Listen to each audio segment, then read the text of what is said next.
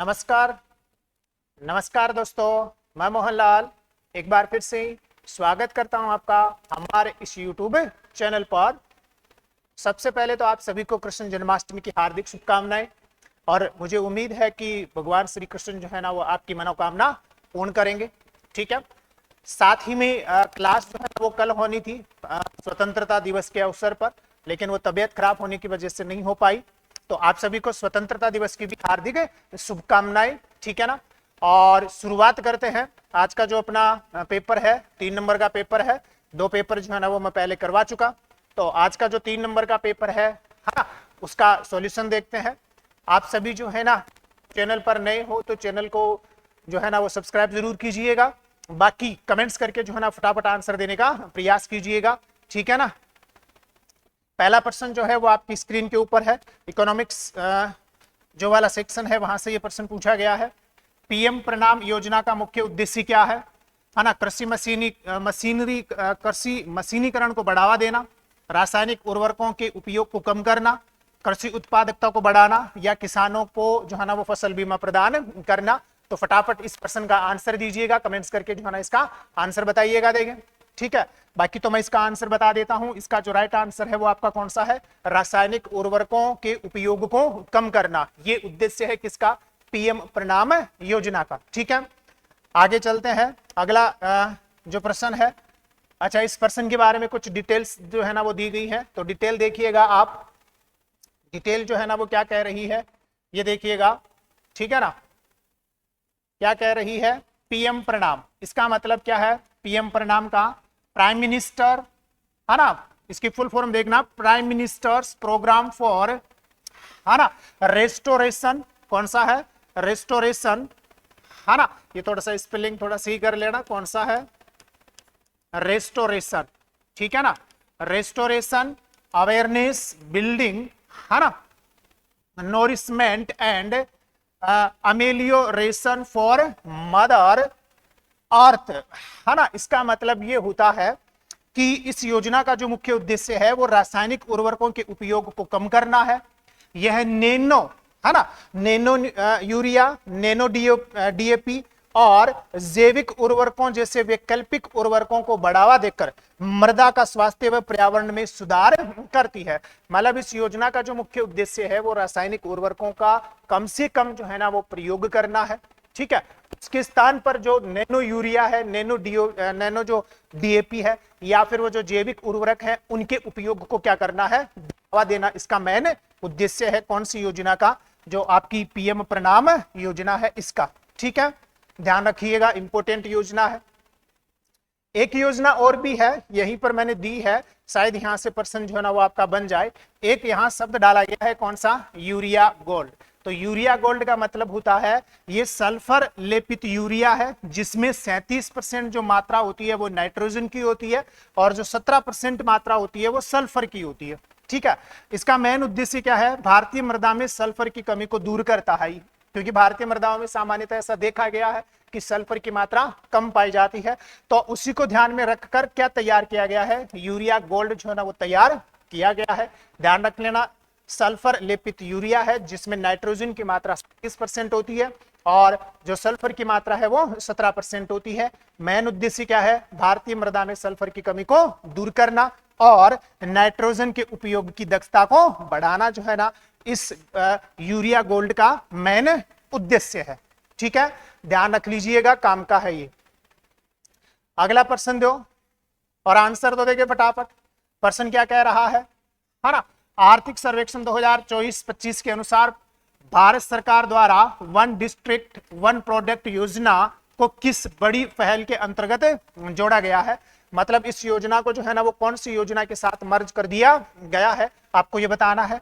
आत्मनिर्भर भारत अभियान के साथ, या मेक इन इंडिया कार्यक्रम के साथ, या स्टार्टअप इंडिया कार्यक्रम के साथ, या प्रधानमंत्री सूक्ष्म खाद्य उद्योग जो योजना है इसके साथ जो है ना इसको जोड़ दिया गया है। तो इसका जो राइट आंसर है वो आपका 4 नंबर है। ध्यान रखिएगा, प्रधानमंत्री सूक्ष्म खाद्य उद्योग योजना के साथ इस योजना को क्या कर दिया गया है? जोड़ दिया गया है। ठीक है, तो जिस भी विद्यार्थी ने इसका सही आंसर दिया है, ठीक है, वो बधाई का पात्र है। ये बिल्कुल एक इजी सा प्रश्न आया है।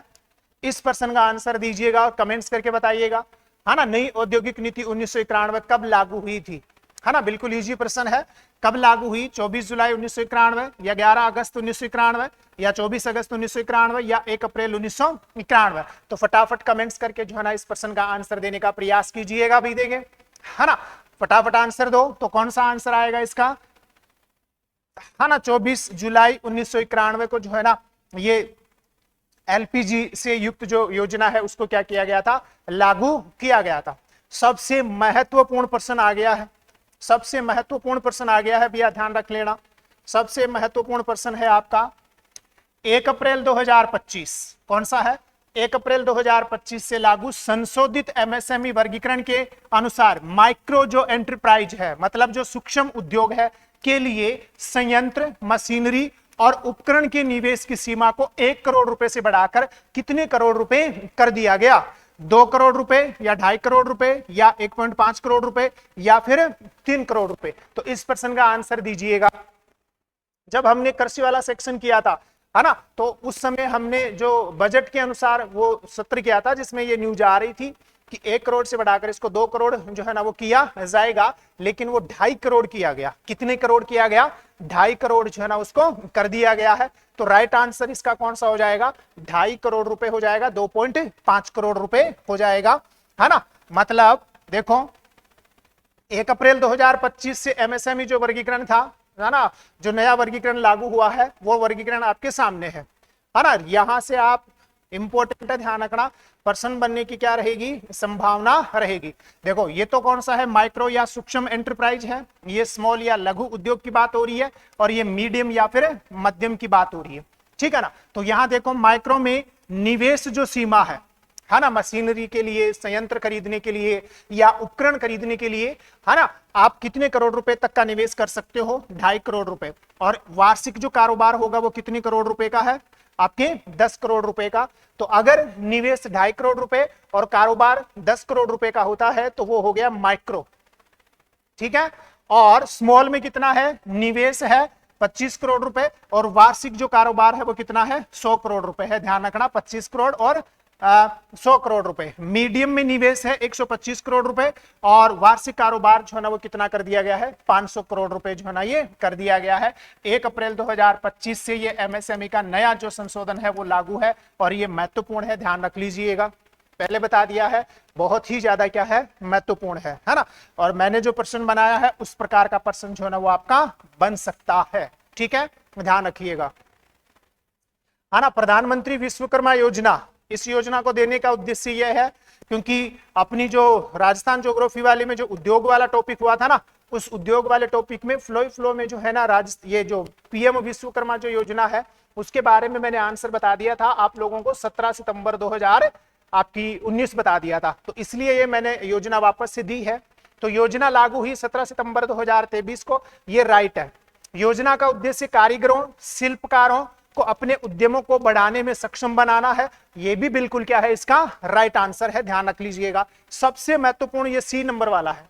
देखो क्रेडिट सहायता के रूप में 5%, कौन सी परसेंट है, 5% की रियायती ब्याज दर पर 18 माह एवं 30 माह के लिए, दो विकल्प होंगे, 18 माह के लिए लेना चाहो तो ले सकते हो, 30 माह के लिए भी लेना चाहो तो ले सकते हो, ठीक है, की अवधि के साथ क्रमशः 1 लाख रुपए व 2 लाख रुपए की 2 किस्तों में टोटल कितने रुपए की सहायता दी जाएगी, है ना, 3 लाख रुपए तक की। ये भी ध्यान रखना, 5% रियायत दर पर, है ना, 3 लाख रुपए की सहायता है। कितने किस्तों में है, 2 किस्तों में है। आप चाहो तो 2 तरीके से ले सकते हो, 18 माह के लिए भी ले सकते हो, 30 माह के लिए भी ले सकते हो। कुल कितना दिया जाएगा गवर्नमेंट के द्वारा, 3 लाख रुपए की ऋण सहायता, है ना, 3 लाख रुपए तक का, है ना, कोलेटरल मुक्त उद्यम विकास ऋण, जिसमें भारत सरकार की ओर से 8% का जो है ना वो क्या दिया जाएगा, अनुदान दिया जाएगा, छूट दिया जाएगा, है ना, शामिल है, दी जा रही है। इंपॉर्टेंट है ये, 5% की रियायत दर पर दिया जा रहा है। टोटल कितने रुपए दिए जा रहे हैं,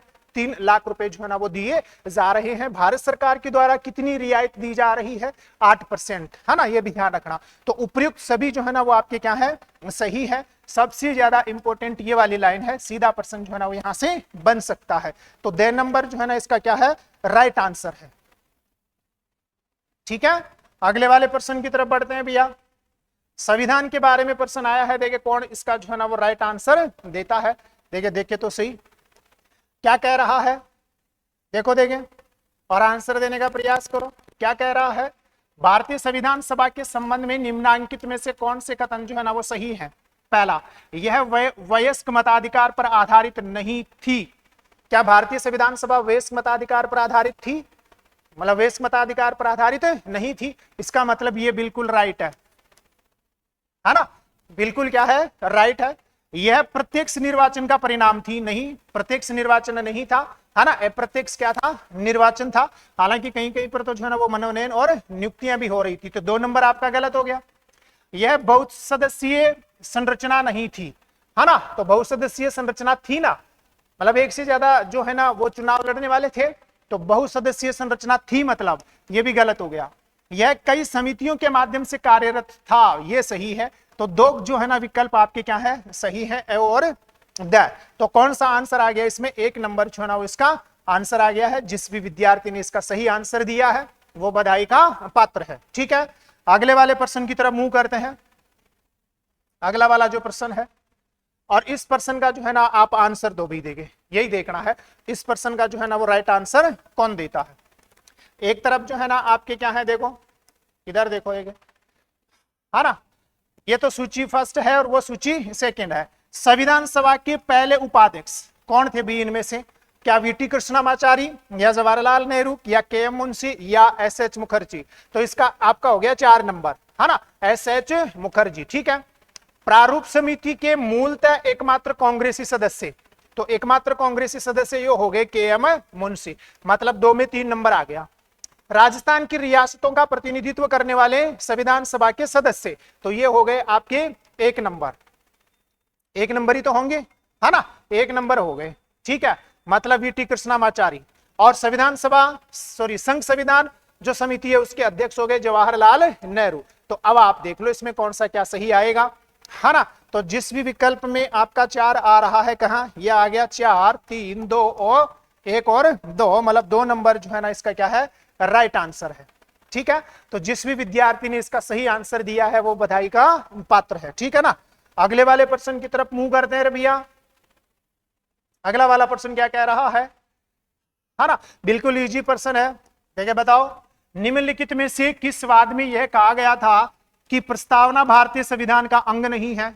बेरुबारी जो वाद था इसमें कहा गया था, या एस.आर. बॉम्बई जो वाद था इसमें कहा गया, या मिनर्वा मिल्स वाद में कहा गया, या गोलकनाथ वाद में कहा गया। तो कौन से वाद में कहा गया, कमेंट्स करके इसका आंसर दीजिएगा। भी देखिए फटाफट जो है ना इसका आंसर देने का प्रयास कीजिए। तो कौन से में कहा गया था, बेरुबाड़ी जो वाद था ना इसमें कहा गया था कि प्रस्तावना किसका अंग नहीं है, आपके संविधान का अंग नहीं है। ठीक है ना, आगे अपन इनका वर्णन करेंगे, फटाफट आप तो आंसर देते जाइए, है ना।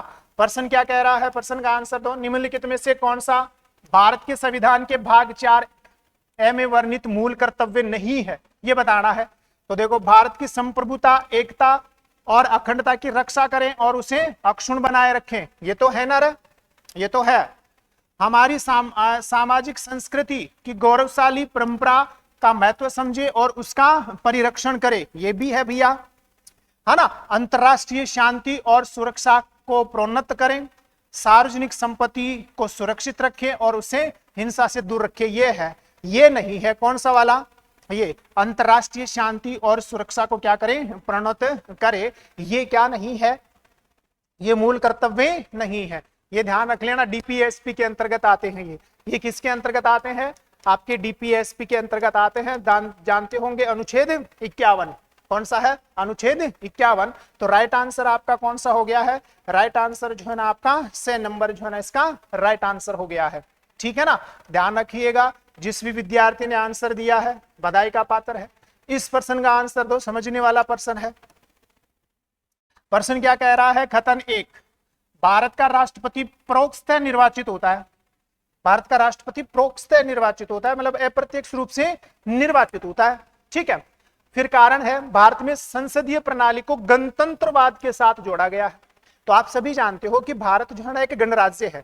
भारत गणराज्य इसलिए है क्योंकि भारत का जो प्रमुख होता है मतलब जो अपने यहाँ राष्ट्रपति होता है वो वंशानुगत न होकर वो जनता द्वारा क्या होता है, निर्वाचित होता है, चाहे वो अप्रत्यक्ष रूप से ही क्या हो, निर्वाचित हो। तो हमने गणतंत्र संसदीय प्रणाली को किसके साथ जोड़ा है, गणतंत्र के साथ जोड़ा है। इसी वजह से भारत का राष्ट्रपति जो है ना वो क्या होता है, प्रोक्तः निर्वाचित होता है।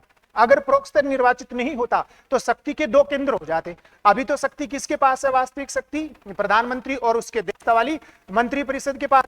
लेकिन जैसे ही प्रत्यक्ष निर्वाचन होता किसका, राष्ट्रपति का, तो चूंकि राष्ट्रपति के पास क्या आ जाती, वास्तविक शक्तियां आ जाती, तो दो शक्ति के दो केंद्र हो जाते, एक राष्ट्रपति और एक कौन, प्रधानमंत्री, और दोनों के मध्य जो है ना वो क्लेश होता, ठीक है ना। तो इस वजह से अपने यहाँ क्या होता है, आपके प्रोक्तः निर्वाचन होता है।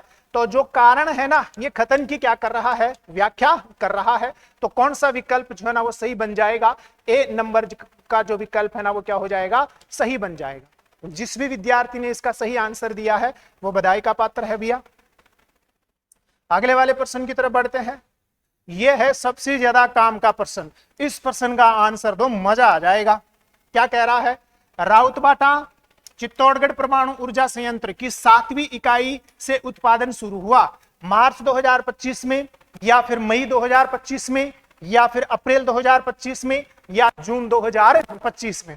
तो इसका राइट आंसर कमेंट्स करके बताओ देंगे, है ना। तो इसका जो राइट आंसर है वो आपका कौन सा है, ध्यान रखना, मार्च 2025, मतलब 17 मार्च को जो है ना यहां से क्या शुरू हुआ है, उत्पादन जो है ना वो शुरू हुआ है। बड़ा ही महत्वपूर्ण प्रश्न है, ध्यान रख लेना ये। अगले वाले प्रश्न की तरफ जो है ना वो मुंह करते हैं भैया। अगला वाला जो प्रश्न है ये भी शानदार प्रश्न है ना। हालांकि मेरा करवाया हुआ भी है, जो पीछे वाला था वो भी मेरा जो है ना वो करवाया हुआ है, ठीक है। असंगत का चयन करना है, जल विद्युत परियोजना और राज्य हैं। कोटेश्वर जो है ना वो आपकी उत्तराखंड में है, बिल्कुल सही है। उही थर्ड जो है ना वो हिमाचल प्रदेश में है, ये भी सही है। रंगित जो इंपोर्टेंट है सिक्किम में है, ये भी सही है। सुबनसरी जो अरुणाचल प्रदेश में है, ये भी सही है ना। रतले जो है ना वो क्या हो गई है, रतले जो है ना वो यहाँ गड़बड़ हो गई है, क्योंकि रतले जो है ना वो आपकी कर्नाटक में नहीं है। रतले जो जल विद्युत परियोजना है ये जम्मू कश्मीर में क्या है, संचालित है। इसलिए कौन सा आंसर हो जाएगा, Ratle is the right answer जो है ना वो आपका हो जाएगा, ठीक है। ध्यान रख लीजिएगा, इस बात का इंपॉर्टेंट है, क्योंकि अभी जम्मू कश्मीर और आपके लद्दाख मतलब सिंधु और उसकी सहायक नदियां क्या है आपकी जो है ना वो चर्चा का विषय है, इसलिए ध्यान रख लीजिएगा, ठीक है ना। अगला जो प्रश्न है, इस प्रश्न का आंसर दो भाई, मजा आ जाएगा, है ना। इस प्रश्न का आंसर आप लोगों ने दे दिया, मजा आ जाएगा। क्या कह रहा है, राष्ट्रपति की आपातकालीन शक्तियों के बारे में निम्नलिखित में से कौन सा कथन गलत है, यह बताना है। तो पहला कथन क्या कह रहा है, राष्ट्रपति द्वारा वित्तीय आपातकाल तब घोषित किया जा सकता है जब भारत या उसके किसी क्षेत्र या भाग की वित्तीय स्थिरता या साख खतरे में हो।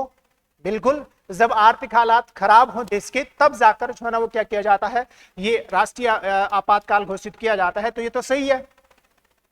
वित्तीय आपातकाल के दौरान राज्य के मामलों से जुड़े सेवारत लोगों के वेतन और भत्तों में कटौती की जा सकती है, बिल्कुल सही है। वेतन में क्या की जा सकती है, कटौती की जा सकती है, यह भी सही है। वित्तीय आपातकाल के दौरान राज्य की विधायिका द्वारा पारित विधेयकों को राष्ट्रपति है ना के विचार के लिए आरक्षित किया जा सकता है।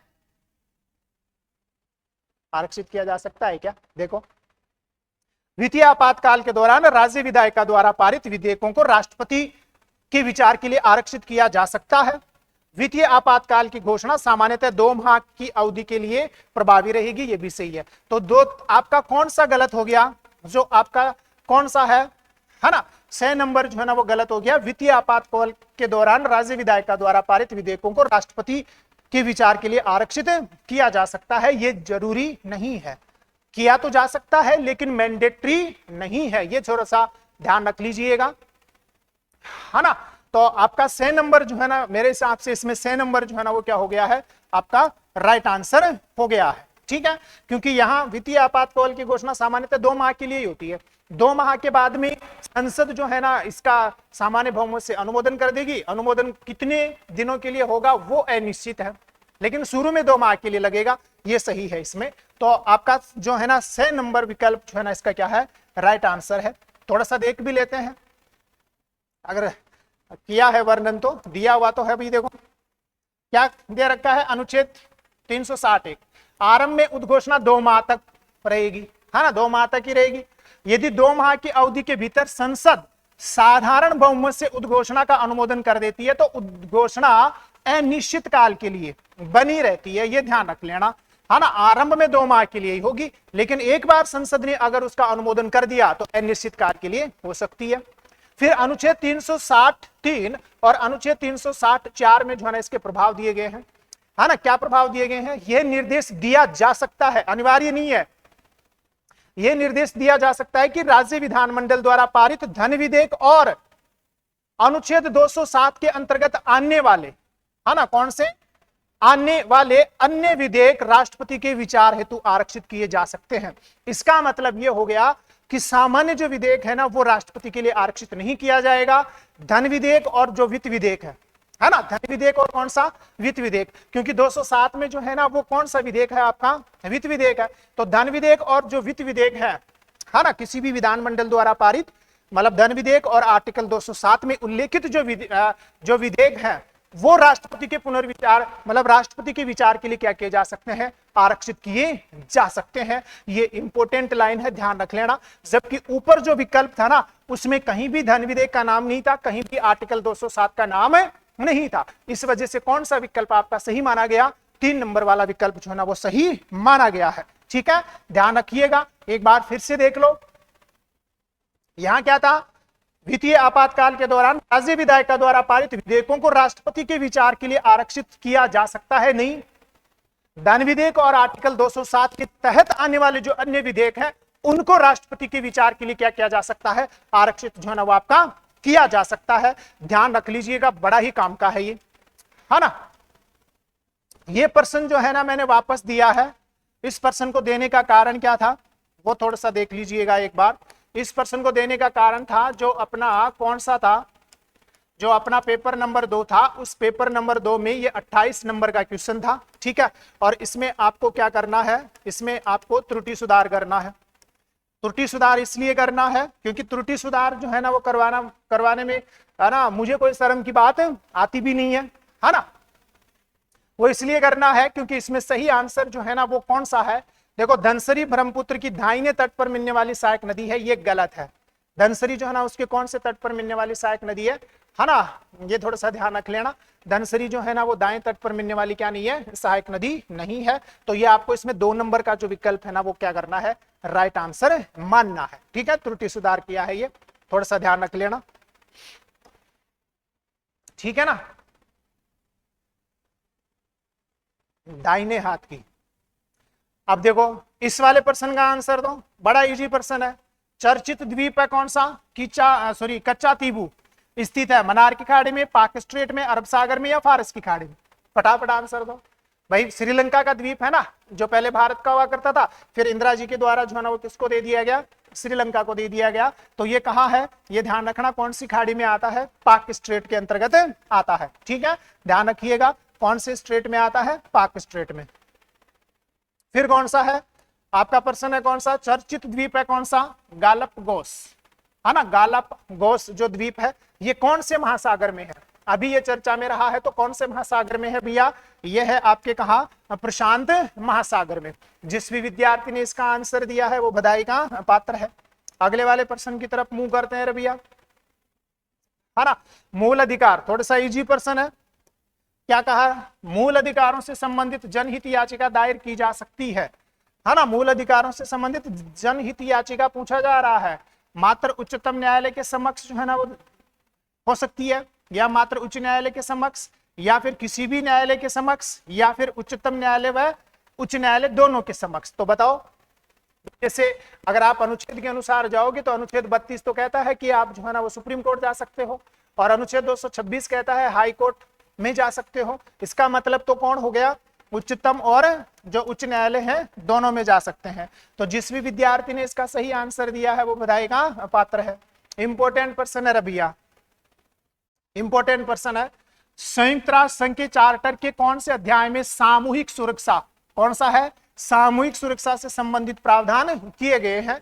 अध्याय 2 में, अध्याय 7 में, अध्याय 6 में या अध्याय 8 में? तो इस प्रश्न का जो है ना वो आप आंसर दीजिएगा, भेजिएगा। इस प्रश्न का आंसर दो फटाफट कमेंट्स करके। तो कौन सा अध्याय है? अध्याय नंबर 7 है, ध्यान रख लीजिएगा। किससे रिलेटेड है? सामूहिक सुरक्षा से रिलेटेड है, ठीक है, ध्यान रखिएगा। अगले प्रश्न की तरफ मूव करते हैं रबिया, है ना। कितना शानदार प्रश्न है, भारत की विदेश नीति से संबंधित प्रश्न है और राइट आंसर दो। नेहरू युग में भारतीय विदेश नीति के बारे में निम्नलिखित कथनों पर विचार करना है। अगस्त 1948 में भारत और भूटान के मध्य, है ना, स्थायी शांति और मित्रता की संधि पर हस्ताक्षर हुए। तो यही गलत हो गया भाई, ये तो गलत हो गया, क्योंकि अगस्त 1948 में नहीं हुआ, ये तो जुलाई 1950 में हुआ था, है ना। तो अगस्त 1948 नहीं, ये जुलाई 1950 है, तो ये तो क्या हो गया? गलत हो गया। भूटान की पहली पंचवर्षीय योजना 1961 में शुरू की गई, जिसका 100% वित्त पोषण जो है ना वो किसके द्वारा किया गया था? भारत के द्वारा किया गया था। तो ये कथन क्या है आपका? सही है, ध्यान रखना। मतलब इसमें कौन सा सही है? इसमें केवल 2 जो है ना वो क्या है? सही है। तो जिस भी विद्यार्थी ने इसका सही आंसर दिया है ना, उसकी तैयारी बड़ी ही शानदार चल रही है, और जिसने नहीं दिया है वो थोड़ा सा ध्यान रख लीजिएगा। इस वाले प्रश्न का आंसर दो भी, देखें, संविधान सभा से रिलेटेड प्रश्न है, संविधान सभा से रिलेटेड प्रश्न है। हम यह नहीं कह सकते कि गणतंत्रीय परंपरा इस देश की प्रतिभा के लिए विदेशी है ना। हमारे पास यह हमारे इतिहास की शुरुआत से ही है, जैसे पाणिनि, है ना, मेगस्थनीज और कौटिल्य प्राचीन भारत के गणराज्यों का उल्लेख करते हैं। साथ ही महान बुद्ध कपिलवस्तु गणराज्य के थे, है ना। ये स्टेटमेंट निम्नलिखित में से किसने भारत की संविधान सभा में उपयुक्त जो है ना वो वक्तव्य दिया था? बताओ, देखिए इसका राइट आंसर कौन सा है? डॉक्टर राजेंद्र प्रसाद, या सरदार पटेल, या फिर सर्वपल्ली राधाकृष्णन, या फिर श्री राजगोपालाचारी? तो इस प्रश्न का जो है ना वो कमेंट्स करके आंसर दीजिएगा। मैं बता देता हूं इसमें आंसर कौन सा है, आप भी कमेंट्स करके बताइएगा कौन सा आंसर है। डॉक्टर सर्वपल्ली राधाकृष्णन जो है ना इसका राइट आंसर है, ठीक है। अगले वाले प्रश्न की तरफ मूव करते हैं, है ना। भारत शासन अधिनियम कौन सा है? भारत शासन अधिनियम 1935 की किस धारा के अंतर्गत द फेडरेशन ऑफ इंडिया, मतलब भारत संघ का उल्लेख मिलता है? धारा नंबर 2, 3, 4 या 5? तो इस प्रश्न का आंसर दीजिएगा भाई, कौन सी धारा है? देखिए फटाफट आंसर देने का प्रयास कीजिएगा, है ना। कौन सी धारा है भैया?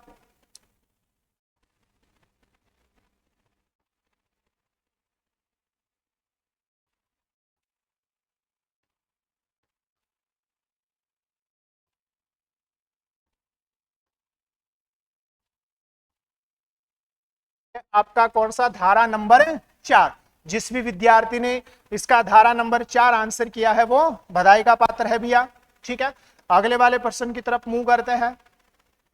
भारत की संविधान सभा की किस बैठक में, ये देखो कितना शानदार प्रश्न है, भारतीय संविधान सभा की किस बैठक में स्थायी सभापति का निर्वाचन किया गया था? पहली, दूसरी, तीसरी या फिर चौथी?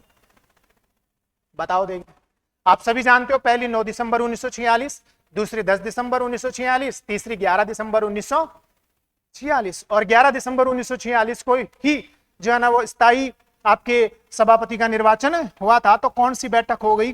3 नंबर जो है ना इसकी बैठक हो गई है।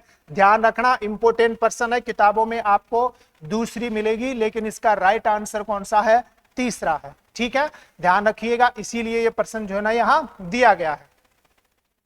अगला प्रश्न क्या कह रहा है, इसका भी आंसर दो। भारत की संविधान सभा की पहली बैठक 9 दिसंबर 1946 में सबसे अधिक संख्या में कौन से प्रांत से सदस्य उपस्थित हुए थे? बंगाल, बंबई, मद्रास या फिर बिहार? कौन से प्रांत से आए थे? भी देखिए कमेंट्स करके आंसर बताओ इसका, कौन से प्रांत से सबसे ज्यादा वो आपके आए थे, है ना। तो कमेंट्स करके इसका आंसर बताओ। तो कौन से आए थे भैया? मद्रास जो आपका प्रांत है, सबसे ज्यादा सदस्य जो है ना वो यहीं से थे, ठीक है। अगले वाले प्रश्न की तरफ बढ़ते हैं भैया, है ना। अगला जो प्रश्न है इसका आंसर तो देंगे। मादा पशुओं के निर्यात पर रोक के लिए आंदोलन राजस्थान की किस क्षेत्र में हुआ था? है ना, मारवाड़ रियासत में या जयपुर में या बीकानेर में या अलवर में, कौन सी रियासत में जो है ना ये आंदोलन हुआ था? तो कमेंट्स करके इसका आंसर दो। कन्फर्म है भी, है ना, मादा पशुओं के लिए जिन्होंने निर्यात पर रोक हटा ली थी ना, तो मारवाड़ में हुआ था। इस परिषद के जो कार्यकर्ता थे ना, उन्होंने मुंबई में क्या किया था, आपका आंदोलन किया था। तो मारवाड़ है इसका राइट आंसर। ठीक है ना, ये देख लो, है ना, सॉरी मुंबई मैंने गलत बोल दिया, वो थोड़ा सा ध्यान रखना। ये यहाँ तारीख लिखी हुई है कौन सी, 29 अक्टूबर 1923 को मादा पशुओं के निर्यात से प्रतिबंध हटा लिया गया। इसी के विरोध में मारवाड़ हितकारिणी सभा के नेतृत्व में, है ना, क्या हुआ था, आंदोलन हुआ था मारवाड़ में। कहां हुआ था? मारवाड़ में जो है ना ये आंदोलन हुआ था, है ना। ध्यान रखना कितनी तारीख को, 29 अक्टूबर 1923 को। जैसे ही उन्होंने क्या किया, उनकी निर्यात पर जो है ना प्रतिबंध हटा लिया, तब जाकर ये क्या हुआ था, आंदोलन हुआ था। अगला जो प्रश्न है, इस प्रश्न का आंसर दो भी देंगे, है ना। प्रश्न क्या कह रहा है, एक तरफ संस्था है, दूसरी तरफ संस्थापक, और आगे देखो वर्ष भी है। आगे कौन सा है, वर्ष भी है। ठीक है, तो देखो यहाँ वीर भारत सभा की स्थापना केसरी सिंह बारट ने 1910 में की। क्या ये सही है? क्या ये बिल्कुल क्या है, सही है। विद्या प्रचारिणी संस्था जो है ना, ये विजय संघ फतिक ने बनाई 1916 में। ये भी क्या है, सही है ना। प्रताप जो सभा है, माणिक्यलाल वर्मा ने 1915 में बनाई। ये गलत हो गया, है ना, ये गलत हो गया है, और यही इसका क्या है, राइट आंसर है। क्योंकि बाकी महिला शिक्षा सदन जो है ना, हरिबा उपाध्याय 1945 सही है, यही गलत हो गया। प्रताप सभा जो है ना, वो माणिक्यलाल वर्मा ने नहीं बनाई है, ये बलवंत सिंह मेहता ने बनाई थी। किसने बनाई थी? बलवंत सिंह मेहता ने। तो कौन सा आंसर हो गया आपका, 6 नंबर जो है ना वो राइट आंसर हो गया। जिस भी विद्यार्थी ने इसका सही आंसर दिया है वो बधाई का पात्र है। देख लीजिएगा, यहां देख लीजिएगा, है ना, मेवाड़ के लोगों के स्वाभिमान एवं स्वतंत्रता प्रेम की भावना पैदा करने के उद्देश्य से ये लिखा। कौन सा नाम? बलवंत सिंह मेहता। कौन है? बलवंत सिंह मेहता ने 1915 में, बलवंत सिंह मेहता ने 1915 में जो है ना इसकी स्थापना की थी। ठीक है, इस सभा के द्वारा महाराणा प्रताप जयंती, इस सभा के द्वारा महाराणा प्रताप जयंती और हल्दी घाटी के मेले का आयोजन किया गया। इसकी शुरुआत की गई कौन सी सभा के द्वारा? जो आपकी प्रार्थना सभा थी ना, मतलब जो किसने बनाई है? बलवंत सिंह मेहता ने बनाई है। ठीक है ना, मतलब कौन सी सभा है आपकी? प्रताप जो सभा है, इसकी बात हो रही है। इसी ने सबसे पहले महाराणा प्रताप जयंती और हल्दी घाटी जो मेला है ना, उसका आयोजन करवाया। इस प्रश्न का आंसर दीजिएगा। देखिए, 1857 की क्रांति के समय राजस्थान की रियासतों के शासकों में असंगत का चयन करना है। किसका चयन करना है?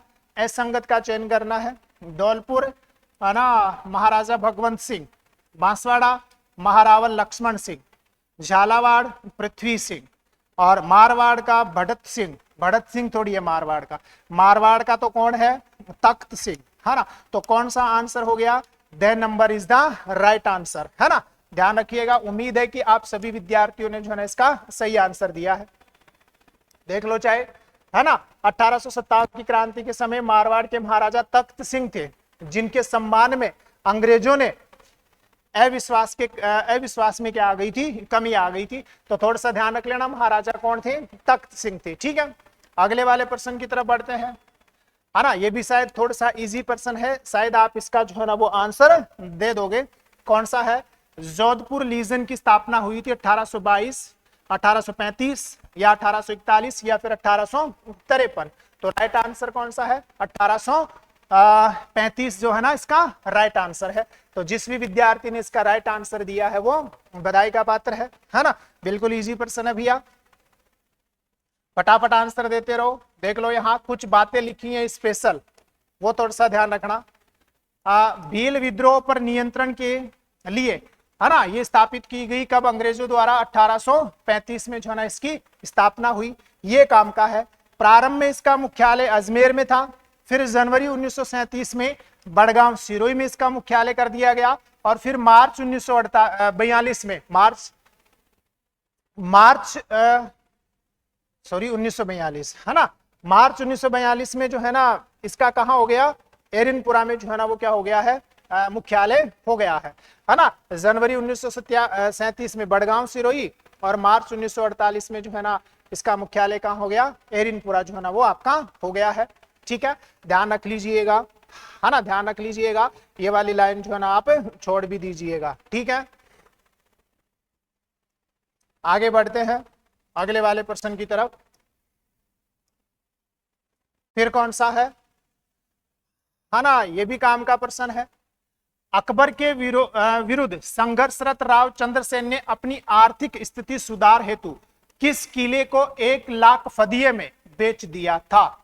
क्या बात है ना, सोजत का किला है इसको बेच दिया था, या आपके भाद्राजून का किला है इसको बेच दिया था, या पोखरण का किला, या फिर सिवाना का किला? तो किसको बेच दिया था भी, कौन से किले को बेच दिया था? देखिए आंसर बताओ फटाफट। तो कौन से किले को बेचा गया था? पोखरण जो किला है ना इसको बेच दिया गया था, है ना। देख लो, चाहे जनवरी 1576 में, कब है? जनवरी 1576 में पोखरण दुर्ग को 1 लाख फदिये में जैसलमेर के हरराय भाटी को बेच दिया था। किसको बेच दिया था? जैसलमेर के हरराय भाटी को बेच दिया था। किन्होंने? आपके राव चंद्रसेन ने। ध्यान रखना, किसको बेच दिया था? जैसलमेर के हरराय भाटी को बेच दिया था। ठीक है, अगले वाले प्रश्न की तरफ बढ़ते हैं रबिया। अगला वाला प्रश्न क्या कह रहा है? राजपुताने क्यों, ये बड़ा ही शानदार प्रश्न है भाई, है ना। राजपुताने के कारण बीकानेर महाराजा राय सिंह के सैन्य अभियानों का सही क्रम कौन सा है ना? काबुल है, बलूचिस्तान है, कंधार और मेवाड़ है। कंधार है, मेवाड़ है, काबुल है, बलूचिस्तान है। मेवाड़, कंधार, काबुल, बलूचिस्तान, या बलूचिस्तान, काबुल, कंधार, मेवाड़? तो इस प्रश्न का आप आंसर करके बताओ भाई। देखिए राइट आंसर जो है ना वो कौन सा होने वाला है, फटाफट जो है ना इस प्रश्न का आंसर करके बताइएगा। देखें, है ना, इस प्रश्न का राइट आंसर बताओ फटाफट क्या होने वाला है। ठीक है, तो इस प्रश्न का जो राइट आंसर है वो आपका कौन सा हो जाएगा? पहला अभियान है उनका कौन सा? काबुल, फिर बलूचिस्तान, फिर कंधार और फिर कौन सा? मेवाड़। इन अभियानों में सबसे पहले कौन सा है? काबुल, बलूचिस्तान, कंधार और मेवाड़। पहला जो है ना इसका क्या है? राइट आंसर है। जिस भी विद्यार्थी ने इसका सही आंसर दिया है ना, मजा आ गया। देखो यहां पढ़ लो थोड़ा सा क्या कहा जा रहा है। यहां से देखो, महाराजा राय सिंह अकबर के आधार स्तंभों में से एक थे, है ना। इन अभियानों की सफलता से खुश होकर या प्रसन्न होकर अकबर ने इनको नूरपुर और शमशाबाद की जागीर भी क्या की थी? भेंट की थी। 1581 का है तो काबुल अभियान, है ना, और 1585 में था इनका कौन सा? बलूचिस्तान का अभियान, और 1603 में था इनका कौन सा? मेवाड़ अभियान। तो क्रम इसी प्रकार से होगा, काबुल, बलूचिस्तान और कौन सा? मेवाड़ अभियान सबसे लास्ट में, है ना। तो जिस भी ने इसका सही आंसर दिया है ना वो मजा आ गया, है ना। इस वाले प्रश्न को देखो, देखें क्या कह रहा है प्रश्न, क्या कह रहा है? संविधान सभा के सदस्य जो राजस्थान की रियासतों में प्रशासनिक अधिकारी के, है ना, अधिकारी थे निम्न में से, है ना। सर वीटी कृष्णामाचारी थे क्या? बिल्कुल थे, है ना। सीएस वेंकटाचारी बिल्कुल थे। सरदार के एम पणिकर बिल्कुल थे, मतलब उपयुक्त सभी थे, क्योंकि वीटी कृष्णामाचारी तो जयपुर रियासत से तो थे, है ना, और सीएस वेंकटाचारी जो होना चाहिए जोधपुर रियासत से थे, और सरदार जो पनिकर हैं ये आपके बीकानेर रियासत से थे। तो सभी जो है ना ये क्या है? सही है। जिसने भी सही आंसर दिया है उसकी तैयारी जो है ना बड़ी शानदार चल रही है। देख भी लो, देखो देख भी लो, है ना। एक तो कौन है? वीटी कृष्णामाचारी जयपुर रियासत, सीएस वेंकटाचारी जोधपुर रियासत, सरदार के एम पणिकर बीकानेर रियासत। इसके अलावा सर टी विजया राघवाचार्य जो है ना वो कहाँ के? उदयपुर के प्रशासनिक अधिकारी के पद के रूप में क्या थे? कार्यरत थे, है ना। तो ये 3 ऑप्शन अपने पास थे, ठीक है ना। अगले वाले प्रश्न की तरफ बढ़ते हैं रबिया। अगला वाला प्रश्न क्या कह रहा है? कृष्णा दिवस कब मनाया, कौन से प्रजामंडल के द्वारा मनाया गया? कृष्णा दिवस किस प्रजामंडल के द्वारा मनाया गया था, है ना। यह कृष्णा त्वरी विवाद है, ठीक है। यह मनाया गया था जो मारवाड़ रियासत के कार्यकर्ता है ना उनके द्वारा मुंबई में मनाया गया था। कौन सा? ये आपका कृष्णा दिवस। तो कौन सी रियासत इसका राइट आंसर है? मारवाड़ रियासत जो है इसका क्या है? राइट आंसर है, ठीक है ना। तो कैसे है देखो, देख लो यहां, है ना। 1935 में कृष्णा कुमारी नामक विधवा का जो जोधपुर राज परिवार की शय पर क्या कर लिया गया था, अपहरण कर लिया गया था, उसी के विरोध में मुंबई में कार्यकर्ताओं के द्वारा ये क्या किया गया था, ये जो है ना आपका ना ये दिवस जो है ना वो क्या किया गया था, मनाया गया था। फिर 26 जुलाई 1942 को मारवाड़ सत्याग्रह दिवस भी मनाया गया। ठीक है, ये भी आप क्या कर लीजिएगा, ध्यान रख लीजिएगा। अगले वाले प्रश्न की तरफ मुंह करते हैं भैया, है ना। ये भी बड़ा ही शानदार प्रश्न है भाई, इस प्रश्न का आंसर दो। स्वतंत्रता आंदोलन के दौरान शहीद हुए राजस्थानी व उनका स्थान सही मिलान नहीं है, ये करना है। बाल मुकुंद बिस्सा जोधपुर 19 जून 1942, क्या ये सही है? ये बिल्कुल क्या है, सही है। ठाकुर छत्र सिंह धौलपुर 8 अप्रैल 1947, ये भी सही है ना। रमेश स्वामी बीकानेर 5 फरवरी 1947, ये गड़बड़ हो गया। रमेश स्वामी जो है ना ये भरतपुर, रमेश स्वामी कहाँ के, भरतपुर, तो यही राइट आंसर हो गया है भैया, है ना। और आनंदी लाल उदयपुर 5 अप्रैल 1948, बड़ा ही शानदार प्रश्न है ना, ध्यान रख लेना। बाल मुकुंद बिस्सा जोधपुर 19 जून 1942, ठाकुर छत्र सिंह धौलपुर 8 अप्रैल 1947, है ना। आनंदी लाल उदयपुर 5 अप्रैल 1948, बड़ा ही शानदार प्रश्न था ये, ठीक है ना। कमेंट्स करके आप तो आंसर देते जाओ भी। देखो यहां रमेश जो है ना, रमेश स्वामी भरतपुर प्रजा परिषद के कार्यकर्ता थे। बीकानेर के महाराजा शार्दुल सिंह और वायसराय लॉर्ड वेबल भरतपुर आखेट पर आने के विरोध में आंदोलन में बस से कुचले जाने से क्या हो गए, शहीद हो गए।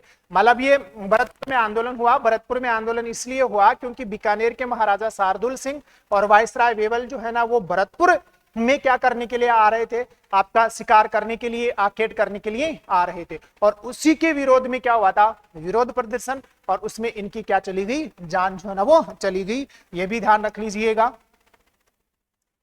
अगला प्रश्न क्या कह रहा है, अगले प्रश्न का आंसर देखो भी, देखें, है ना। निम्नलिखित में से कौन सा सुमेलित नहीं है? कातोली का मैदान बूंदी, बारी का मैदान धौलपुर, खानवा का मैदान भरतपुर, तराई का मैदान अलवर। तो इसमें तो पहला ही गलत हो गया ना रे, कमेंट्स करके बताओ। मेरे अनुसार पहला ही इसमें क्या हो गया है, गलत हो गया है, क्योंकि खातोली कहाँ नहीं है, बूंदी में नहीं है। खातोली कहाँ नहीं है, बूंदी में नहीं है, ये शायद कोटा में पड़ता है। कौन, खातोली जो है ना वो आपके कोटा में पड़ता है, ठीक है ना। देखो देखें, खातोली का मैदान वर्तमान में कोटा जिले की सीमा में आता है ना।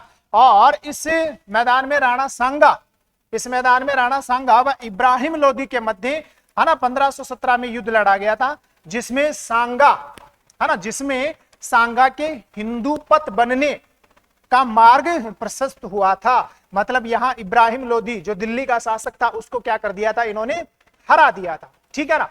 तो महत्वपूर्ण है, वर्तमान में कौन सी सीमा में आता है, कोटा जिले की सीमा में आता है। कौन, खातोली, ध्यान रखिएगा, है ना। अगला प्रश्न देखिए, बताओ भी, कमेंट्स करके फटाफट आंसर दो भैया। राजस्थान में वैष्णव धर्म का प्रथम अभिलेखीय प्रमाण निम्न में से कौन सा है ना, फटाफट आंसर करके बताइएगा। गोसुंडी अभिलेख चित्तौड़गढ़, बाबरू अभिलेख जो है ना वो बैराट का है, बड़ली अभिलेख अजमेर का, या सामोली अभिलेख उदयपुर का। तो राइट आंसर कमेंट्स करके बताओ, देखिए फटाफट कौन सा आंसर आ जाएगा आपका। घोसुंडी जो अभिलेख है ना, जो चित्तौड़गढ़ से प्राप्त हुआ है, उसी में, है ना, इस वैष्णव धर्म के क्या मिलते हैं, प्रमाण जो है ना वो मिलते हैं। देख लीजिएगा कितनी महत्वपूर्ण बातें लिखी हुई है। घोसुंडी अभिलेख गजवंशी, कौन सा है, गजवंशी सर्वतात ने द्वितीय शताब्दी में उत्कीर्ण करवाया था। ध्यान रख लीजिएगा कौन से हैं आपके, है ना, गजवंशी सर्वतात ने कौन सी शताब्दी में करवाया, द्वितीय शताब्दी। इस अभिलेख से सर्वतात के द्वारा अश्वमेघ यज्ञ करवाने तथा संकर्षण व वासुदेव की, है ना, मान्यता, भागवत धर्म के प्रचार का वर्णन मिलता है। इसे सर्वप्रथम पढ़ने का काम किसके द्वारा किया गया, डॉक्टर भंडारकर के द्वारा। और वर्तमान में ये कहां सुरक्षित है, वर्तमान में ये उदयपुर संग्रहालय में क्या है, सुरक्षित है। कौन सा अभिलेख? गोसुंडी अभिलेख। ठीक है, ध्यान रखिएगा, काम का अभिलेख है। अगले वाले प्रश्न की तरफ मूव करते हैं भैया। बागोर सभ्यता के बारे में आपको बताना है। कौन सी सभ्यता के बारे में बताना है? बागोर सभ्यता के बारे में बताइएगा, कौन सा असत्य है? वीरेंद्र मिश्र और LS है ना लेसनिक द्वारा 1967 से 70 के मध्य खोजी गई है। यहां से 4000 से 5000 ईसा पूर्व के लघु पाषाण उपकरण प्राप्त हुए हैं। यहां से पशुपालन एवं कृषि के प्राचीनतम साक्ष्य मिले हैं। यह लोहे युगीन सभ्यताओं में सबसे प्राचीन सभ्यता है। तो इसमें कौन सा जो है ना वो गलत है? इसमें देखो 4 नंबर का जो विकल्प है, कौन सा विकल्प है? 4 नंबर का जो विकल्प है ना वो गलत है, ध्यान रखना। लोहे युगीन जो सभ्यताएं हैं इनमें सबसे प्राचीनतम नहीं है ना। ये तो लघु पाषाण कालीन क्या है? सभ्यता स्थल है। कौन सा वाला? आपका बागोर सभ्यता जो स्थल है ना ये वाला है ना। देखो पाषाण युगीन सभ्यता स्थल है जिसे आदिम संस्कृति का संग्रहालय भी कहा जाता है। बागोर मध्य पाषाण कालीन सभ्यता स्थल है। देखो कौन सा? मध्य पाषाण कालीन सभ्यता स्थल है एवं लघु पाषाण उपकरणों का प्रमुख केंद्र है। ध्यान रख लीजिएगा, कौन सा? ये जो बागोर है मध्य पाषाण कालीन सभ्यता स्थल है और लघु पाषाण कालीन उपकरणों का प्रमुख स्रोत है। और ये आदिम संस्कृति का क्या कहलाता है? संग्रहालय कहलाता है। कौन सी सभ्यता? आपकी बागोर सभ्यता। ठीक है, अगले वाले प्रश्न की तरफ मूव करते हैं भैया। देखें है ना, इस प्रश्न का आंसर दो भाई। देखें प्रश्न क्या कह रहा है? गुर्जर प्रतिहारों की उत्पत्ति संबंधी असंगत कथन कौन सा है? डॉक्टर गौरीशंकर ओझा ने इन्हें क्षेत्रीय बताया है। डॉक्टर भंडारकर ने इन्हें देशज ब्राह्मण बताया है। तनिगम इन्हें कुषाण वंशीय मानते हैं। जॉर्ज कैनेडी इन्हें ईरानी मूल के मानते हैं। तो इनमें से कौन सा गलत है? इसमें से आपका कमेंट्स करके बताओ कौन सा गलत है भी। देखें है ना, इसमें यह गलत है, देशज ब्राह्मण नहीं है, विदेशज ब्राह्मण बताया है किन्होंने? आपके डॉक्टर भंडारकर ने। देशज नहीं है, देसी ब्राह्मण नहीं है, विदेशी ब्राह्मण है। मतलब ब्राह्मण तो है लेकिन विदेशी ब्राह्मण बताए हैं किन्होंने? आपके डॉक्टर भंडारकर जी ने। देखो यहां डॉक्टर भंडारकर जी क्या कह रहे हैं? डॉक्टर भंडारकर जी ने इन्हें विदेशी मूल के ब्राह्मण बताया है, ध्यान रखना। और डॉक्टर ईसवी प्रसाद ने, किन्होंने? डॉक्टर ईसवी प्रसाद ने इन्हें श्वेत है ना, श्वेत हूणों की संतान बताया है, जो कि कैसे है? विदेशी है। जो कि कैसे है? विदेशी है। ठीक है, ध्यान रखिएगा। अगला प्रश्न क्या कह रहा है ना, कितना इंपॉर्टेंट प्रश्न है। क्या कह रहा है? बड़ौच गुजरात में चौहानों की कुलदेवी आशापुरा माता मंदिर के निर्माता हैं, है ना, ये बताना है। बड़ौच गुजरात में चौहानों की कुलदेवी आशापुरा माता, ये शायद 10वीं शताब्दी के आसपास का है ना। विग्रह राज कौन सा है? विग्रह राज द्वितीय, विग्रह राज चतुर्थ, पृथ्वीराज चौहान, सिंहराज चौहान। ये दो तो वैसे ही हो गए, ये तीसरा भी गलत हो गया क्योंकि ये 10वीं शताब्दी के इस आसपास की बात हो रही है ना। तो विग्रह राज द्वितीय ने जो है ना क्या करवाया था? इसका निर्माण करवाया था। ठीक है, अगले वाले प्रश्न की तरफ देखो। ये देख लो यहाँ, मूलराज जो था ना, मूलराज फर्स्ट को पराजित करके है ना माता के मंदिर का निर्माण वर्तमान में जो भृगु कच्छ है उसमें 957 ईस्वी के आसपास करवाया था। बड़ौच में करवाया था। किसने करवाया था? आपके विग्रह राज द्वितीय ने करवाया था, है ना। यह है काम का प्रश्न। इसका मजा आ जाएगा अगर प्रश्न का आंसर दे दोगे तो। प्रश्न क्या कह रहा है? फर्जंद राजा मानसिंह, कछवाहा के नाम से प्रसिद्ध मानसिंह को अकबर ने पहली बार किस युद्ध में हरावल का नेतृत्व सौंपा था? रणथंबोर का युद्ध 1569, है ना, सरनाल का युद्ध 1572, हल्दी घाटी का युद्ध 1576 या काबुल का युद्ध 1582? कमेंट्स करके जो है ना इस प्रश्न का आंसर दो देके भाई फटाफट। तो कौन सा आंसर आएगा भी? देखो रणथंबोर तो इनका पहला अभियान था, है ना। ये है कौन सा आंसर? सरनाल का जो युद्ध है ना 1572, है ना, हरावल का नेतृत्व दिया था, ध्यान रख लेना इस आपके कौन से वाले में? सरनाल के युद्ध में। ठीक है, तो जिस भी विद्यार्थी ने इसका सही आंसर दिया है ना, मजा आ गया। देखो क्या कह रहा है ना, मिर्जा इब्राहिम के विरुद्ध सरनाल के युद्ध में मान सिंह ने पहली बार हरावल का नेतृत्व किया है, ध्यान रख लेना। जबकि मानसिंह का प्रथम युद्ध अभियान जो है ना वो कौन सा था, रणथंबोर अभियान था। दोनों अलग अलग हैं। अरावल का नेतृत्व तो किया है आपके इब्राहिम के खिलाफ सरनाल का जो युद्ध है उसमें, और इनका पहला जो अभियान है वो आपका कौन सा है, ये रणथंबोर जो है ना इनका क्या था, पहला युद्ध अभियान था। ठीक है, ध्यान रखिएगा, है ना।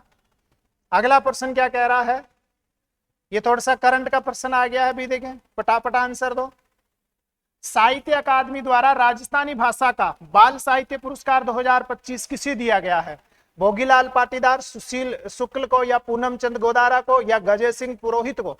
बाल साहित्य पुरस्कार पूछ रहा है ना, तो किसको दिया गया है, भोगीलाल पाटीदार को जो है ना ये सम्मान जो है वो आपका दिया गया है, जो पखेरु वन की जो पीड़ा है उसके लिए। देखो यहाँ, देखो यहाँ क्या क्या लिखा हुआ है, पढ़ लो एक बार फटाफट जो है ना इसका। बांसवाड़ा के भोगीलाल पाटीदार को नाटक का नाम क्या है ना, पंखेरु नी पीड़ा, बाल साहित्य के लिए ये 2025 का पुरस्कार मिला। हिंदी भाषा का मिला सुशील शुक्ल को, कहानी है उनकी कौन सा, 1/12 के लिए।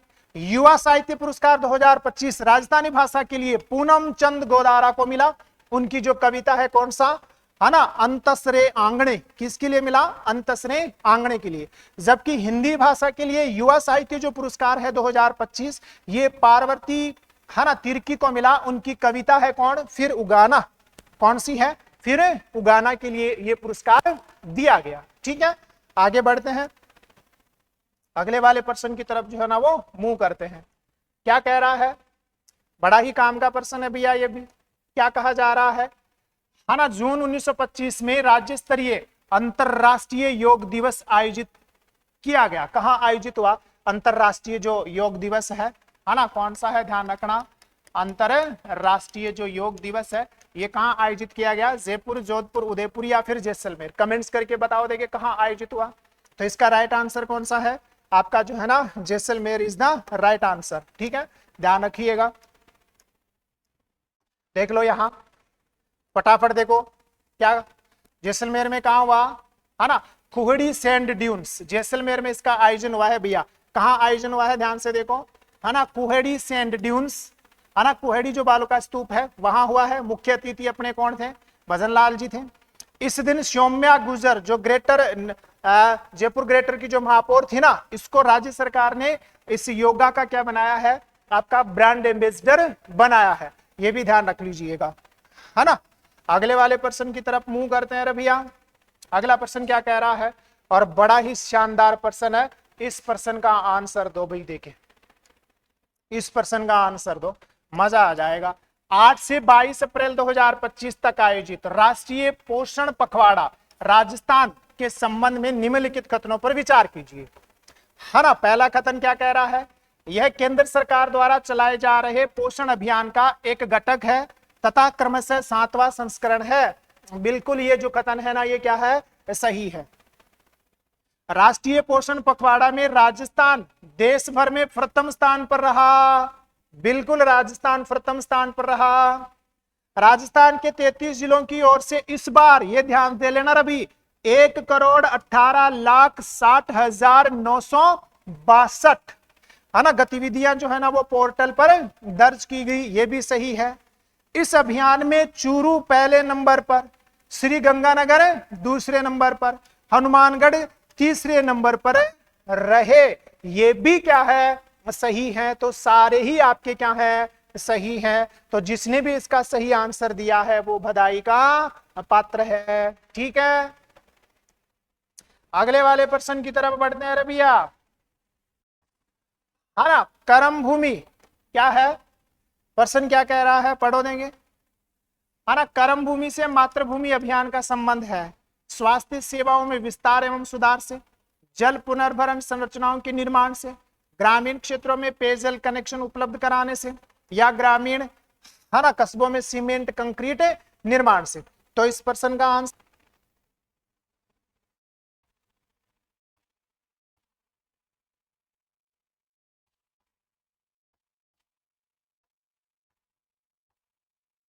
तो राइट आंसर इसका कौन सा हो जाएगा, ब नंबर जो है ना इसका क्या हो जाएगा, राइट आंसर हो जाएगा। ठीक है भैया। अगला प्रश्न, अमृत 2.0 कौन है? अमृत 2.0, इसके बारे में देखो। अटल नवीनीकरण और शहरी परिवर्तन मिशन मतलब अमृत 2 के संबंध में निम्नलिखित कथनों पर विचार कीजिए। आवास एवं शहरी मामलात मंत्रालय भारत सरकार द्वारा 1 अक्टूबर 1921 को शुरुआत की गई, सही है। सभी शहरी निकायों में जल प्रदाय योजनाओं के द्वारा सभी शहरों को वर्ष 2025-26 तक हर घर नल द्वारा पेयजल उपलब्ध कराना इसका उद्देश्य है, सही है। 1 लाख से कम आबादी वाले शहरों में केंद्र सरकार का हिस्सा 25% है, गलत हो गया। केंद्र सरकार का हिस्सा 50% है 1 लाख से कम आबादी वाले शहरों में, तो ये गलत हो गया। मतलब कौन सा विकल्प सही आया? 1 और 2 विकल्प ही इसका सही आया है ना। देख लीजिएगा कैसे, यहां आ जाओ, यहां देख लो चाहे, है ना। यहां क्या है? 1 लाख से कम आबादी, केंद्र का हिस्सा 50%, अपने यहां कितना आ गया? ऑप्शन में कितना था? 25%। 1 लाख से 10 लाख आबादी में केंद्र का हिस्सा 33.33%। 10 लाख से अधिक आबादी में केंद्र का हिस्सा 25%। फिर राज्य सरकार का हिस्सा कितना है? तो जो शेष हिस्सा बच गया यहाँ राज्य सरकार का है, यहाँ जो बच गया वो भी राज्य सरकार का है, यहाँ जो बच गया वो भी किसका है? राज्य सरकार का। मतलब उपयुक्त में शेष हिस्सा राज्य सरकार द्वारा वहन किया जाएगा, है ना। राज्य सरकार के हिस्से का 10% जो है ना वो संबंधित नगर निकाय जो है ना वो भुगतेगा। ठीक है, ध्यान रख लीजिएगा, बड़ा ही काम का था। तो इस प्रश्न का आंसर कौन सा था? इस प्रश्न का आंसर था, इसमें केवल कौन सा सही है? इसमें और ब जो है ना वो आपका सही है। ठीक है, आगे मूव करते हैं रे भैया। बड़ा ही शानदार प्रश्न था, है ना। इसकी तो मैं वापस से भी क्लास लेकर आऊंगा। इस प्रकार की जो योजनाएं है ना, यहां से तो कन्फर्म आपके प्रश्न बनने हैं, ये मान के चल लीजिएगा। प्रदेश के किस ब्लॉक को नीति आयोग के आकांक्षी ब्लॉक कार्यक्रम में पश्चिमी भारत में पहली रैंक तथा देश भर में 18वीं रैंक प्राप्त हुई है? प्रश्न का आंसर दो, फटाफट देंगे। कौन इसका राइट आंसर दे पाता है? फटाफट आंसर दो। तो आंसर हो जाएगा कौन सा? शेरगढ़ ब्लॉक, जोधपुर। इसको पश्चिमी भारत में तो पहली रैंक मिली है और ऑल ओवर भारत में जो है ना वो 18वीं रैंक मिली है, ध्यान रखिएगा। देख लो, आकांक्षी ब्लॉक कार्यक्रम में राज्य के 27 जिलों के एक एक ब्लॉक क्या है? शामिल है, और 27 जिलों के एक एक ब्लॉक है, ध्यान रखना। और आकांक्षी जिले कितने हैं? 5 हैं। कौन कौन से? जैसलमेर, जोधपुर, बारां, करौली और सिरोही जो है ना वो क्या है? आपके आकांक्षी जिले हैं। ये वाला भी जो है ना आपको डिटेल से पढ़ने की जरूरत है, ये मैं एक क्लास लाऊंगा, उसमें इसकी अपन चर्चा भी करेंगे। अभी के लिए तो आपका इसका आंसर दो। 9 अप्रैल 1925 को केंद्र सरकार द्वारा पहली बार जारी की गई पंचायत एडवांसमेंट इंडेक्स उन्नति में राजस्थान की किस पंचायत को देश भर में 8वां स्थान मिला है? राजस्थान की कौन सी पंचायत को मिला है? सहवाज पाली, है ना, पिंडावल डूंगरपुर, या डोली का दोसा, या पूराबारी सीकर? तो इसका राइट आंसर कौन सा है? इसका राइट आंसर है आपका कौन सा? है ना, पिंडावल डूंगरपुर। ठीक है, इसके बारे में अपन डिटेल से भी क्या करेंगे? चर्चा करेंगे जब करंट अफेयर्स की आएगी ना उस समय, क्योंकि यहां से भी प्रश्न बनने की पूरी संभावना है ना। अगला वाला जो प्रश्न है इसका आंसर दो भी। प्रश्न क्या कह रहा है? टाटा पावर रिन्यूएबल एनर्जी द्वारा 300 मेगावाट क्षमता का सोलर प्रोजेक्ट कहां लगाया जाएगा? देवीकोट जैसलमेर, भैंसारा जैसलमेर, भवानीपुरा बीकानेर, या भड़ला फलोदी? इस प्रश्न का आंसर दो रे, देखिए फटाफट, कहां लगाया जाएगा? फटाफट आंसर दो, है ना। तब तक मैं थोड़ा सा पानी पी लेता हूं, कमेंट्स करके जो है ना इसका आंसर बताओ रे भी देखे। तो इस प्रश्न का जो आंसर है वो आपका कौन सा हो जाएगा? Bhawanipura Bikaner is the right answer, है ना। अगले वाले प्रश्न की तरफ बढ़ते हैं रे भैया, और ये भी बड़ा ही काम का प्रश्न है। देखिए कौन देता है?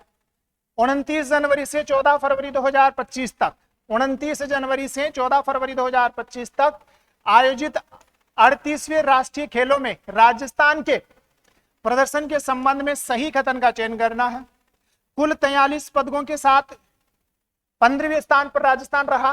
बिल्कुल सही है, 43 पदक मिले, 15वां स्थान मिला। राज्य ने वुशु खेल में 4 स्वर्ण पदक जीते, ये भी सही है, ये भी सही है ना। शुभम गोरा, निकिता बंसल, महक शर्मा और नीलम चौधरी ने वुशु खेलों में जो है ना वो क्या जीते हैं, आपके स्वर्ण पदक जीते हैं। तो ये तीनों ही कथन क्या है, सही है, तीनों ही कथन आपके क्या है, सही है, ध्यान रख लीजिएगा, है ना। करंट वाली क्लासों में जो है ना इसकी अपन चर्चा भी करेंगे। अगला प्रश्न देखो क्या कह रहा है। राजस्थान में 2011-12 से 2024-25 की अवधि के दौरान कृषि एवं संबंध क्षेत्र की स्थिर मूल्यों पर सकल राज्य मूल्यवर्धन में CAGR कितनी रही, चक्रवर्ती वार्षिक वृद्धि दर कितनी रही। इस प्रकार के प्रश्न भी आते हैं, ध्यान रख लेना, इंपोर्टेंट प्रश्न है ना। ये तो कृषि वाली क्लास जो है ना वो लगभग तैयार है आपकी, उस वाली क्लास में इसके बारे में चर्चा भी करेंगे। तो राइट आंसर कौन सा हो गया, 4.76% इज द राइट आंसर, ठीक है ना, ध्यान रखिएगा भैया। अगला प्रश्न देखो, ये तो इजी प्रश्न है, शायद आप इसका तो आंसर दे दोगे। मुख्यमंत्री दुग्ध उत्पादक संबल योजना के तहत दुग्ध उत्पादकों के लिए खालिस्तान प्रति लीटर अनुदान प्रदान किया जाता है। भाई पहले तो 2 रुपए था, फिर गहलोत की गवर्नमेंट ने उसको बढ़ाकर कितना कर दिया गया था, है ना, 5 रुपए जो है ना वो कर दिया था। तो राइट आंसर आपका कौन सा है, 5 नंबर जो है ना क्या है, राइट आंसर है, मतलब 5 रुपए जो है ना वो क्या है, राइट आंसर है ना। इस वाले प्रश्न का भी आंसर दो भाई। फरवरी 2025 में जयपुर में आयोजित 40 मतलब राजस्थान व्यापार उद्योग महासंघ के सम्मेलन का विषय क्या था, कमेंट्स करके जो है ना इस प्रश्न का आंसर दीजिएगा। का विषय क्या था, फटाफट जो है ना इसका कमेंट्स करके आंसर दीजिएगा भैया। देंगे क्या जो है ना इसका विषय था, है ना, गर्मी बहुत ज्यादा है।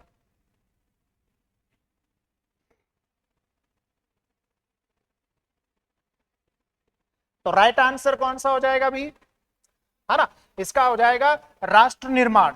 कौन सा है, राष्ट्र निर्माण उद्यमियों की भूमिका इज द राइट आंसर, ठीक है। अगले वाले प्रश्न की तरफ बढ़ते हैं रबिया। अगला वाला प्रश्न क्या कह रहा है, यह है काम का प्रश्न तो, और मैं पहले करवा भी चुका ये। वर्ष 2024 में अधिकतम व न्यूनतम SDG सतत विकास लक्ष्य सूचकांक वाले, है ना, जो जोड़े हैं उनका सही युग्म कौन सा है। भीलवाड़ा 12 नहीं, गलत हो गया। नागौर बाड़मेर ये भी गलत हो गया। झुंझुनू जैसलमेर यही सही है। कौन सा, झुंझुनू और जैसलमेर, क्योंकि सबसे ज्यादा है झुंझुनू का और सबसे कम कहां का था, आपके जैसलमेर का था। तो जिसने भी आपका 3 नंबर आंसर बताया है ना वो काम का बंदा है, उसकी तैयारी काफी अच्छी चल रही है, ठीक है। अगले वाले प्रश्न की तरफ बढ़ते हैं, है ना। निम्नलिखित कथनों पर विचार करो भी। पहला कथन, पश्चिमी विक्षोभ भूमध्य सागर में उत्पन्न होते हैं, क्या ये लाइन सही है, यहां तक तो आपको भी पता है। पश्चिमी विक्षोभ का उद्गम ध्रुवीय फ्रंट सिद्धांत का प्रतिफल है, मतलब ध्रुवीय वाताग्र सिद्धांत, है ना, उसके कारण से जो ध्रुवीय वाताग्र बनते हैं उस ध्रुवीय वाताग्र के कारण से क्या पश्चिमी विक्षोभ की उत्पत्ति होती है। तो पश्चिमी विक्षोभ तो क्या है, शीतोष्ण कटिबंधीय चक्रवात है भाई। तो यहाँ ध्रुवीय फ्रंट जो आपका सिद्धांत है ना उसका प्रतिफल ये नहीं है, ठीक है, ध्यान रखना। तो कौन सा सी हो गया, एक ही जो है ना इसका क्या है, सही है, बाकी 2 नंबर का कथन जो है ना वो क्या है, गलत है, ठीक है, ध्यान रखिएगा ये। अगला प्रश्न क्या कह रहा है ना, इस प्रश्न का भी आंसर दो, मजा आ जाएगा अगर इस प्रश्न का आंसर दे दोगे तो। एक तरफ नदियां हैं, दूसरी तरफ जो है ना उनका उद्गम स्रोत है, ठीक है। तो बताओ देंगे, चिनाब नदी, झेलम, रावी और व्यास। तो चिनाब तो कहां से निकलती है रवि, देखे बताओ, है ना। झेलम कहां से निकलती है ये बताओ, और जो चिनाब है ये तो निकलती है कहां से, मतलब झेलम जो है ना ये तो वेरीनाग झरने से निकलती है, सतलुज जो है ना वो आपके राकस से निकलती है। तो आप इसको मिलान करके देख लो, देखो झेलम तो कहां से आ जाएगी, तो 2 में 4 कहां है, 2 में 4 यहाँ, 2 में 4। सतलुज जो है ना वो आपकी कहां से आ जाएगी, तो 2 कहां है भैया, 2 जो है ना वो इसी में है, मतलब झेलम जो है ना ये तो आ गई कहां से, झेलम में एक ही आएगा, मतलब झेलम तो आ गई आपके, सॉरी चिनाब तो आ गई आपके बारालाचा से, झेलम आपकी आ गई वेरीनाग से, है ना। रावी आपकी आ गई कहां से, रोहतांग दर्रे से, और सतलुज जो है ना वो आपकी आ गई कहां से, राकस से। तो कौन सा विकल्प जो है ना इसमें सही आ गया, आपका ये वाला जो विकल्प है ना वो क्या हो गया है, सही हो गया है।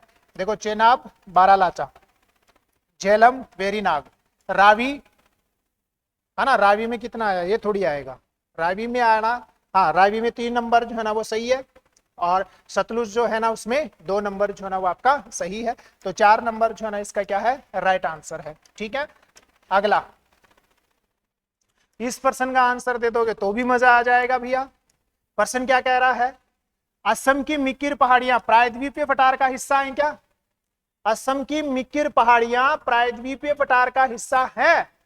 असम में जो मिकिर पहाड़ियां हैं, जो कछार की पहाड़ियां हैं, जो रंगमा की पहाड़ियां हैं, है ना, गारो खासी जयंतिया की जो मेघालय के पठार के ऊपर जो पहाड़ियां हैं, वो सारी की सारी किसका हिस्सा है, प्रायद्वीपीय पठार का हिस्सा है। ऐसी हमने पहले चर्चा कर ली है, तो ये सही है। काजीरंगा विश्व की दूसरी सबसे ऊंची चोटी है, ये गलत है, काजीरंगा नहीं है। विश्व की दूसरी सबसे ऊंची चोटी K2 है, माउंट एवरेस्ट के बाद में गॉडविन ऑस्टिन है, तो दूसरा गलत हो गया है। मतलब केवल कौन सा सही हुआ, एक ही जो है ना इसका क्या हुआ है, राइट आंसर हुआ है। जिसने भी सही आंसर दिया है वो बधाई का पात्र है। ये वाला प्रश्न देखो रवि, और इस प्रश्न का आंसर भी दे दोगे ना, मजा आ जाएगा। निम्न में से कौन सा कथन सही नहीं है। K2 भारत की सबसे ऊंची चोटी है, बिल्कुल सही है। K2 कराकोरम में जो पीओके में पड़ती है, जो भारत की सबसे ऊंची चोटी है, 8,711 मीटर, सही है ये तो। जोग जलप्रपात भारत का सबसे ऊंचा जलप्रपात है, बिल्कुल जोग जलप्रपात जो है ना वो भारत का सबसे ऊंचा जलप्रपात है। हालांकि एक नाम कुचिकल का आने लग गया, लेकिन अभी भी कौन सा माना जा रहा है, आपका जोग जलप्रपात। दक्कन का पठार भारत का सबसे बड़ा पठार है, सही है। चेरापूंजी भारत का सबसे नम स्थान है, यही गलत हो गया, क्योंकि चेरापूंजी जो है ना वो भारत का सबसे नम स्थान नहीं है ना। मासिन राम जो है ना वो क्या है, भारत का सबसे नम स्थान है। तो कौन सा आंसर हो गया, C number is the right answer. ठीक है, अगले वाले प्रश्न की तरफ मूव करते हैं भैया, है ना। इस प्रश्न का आंसर दो भाई, मजा आ जाएगा अगर इस प्रश्न का आपने सही आंसर दे दिया। पढ़ो क्या कह रहा है।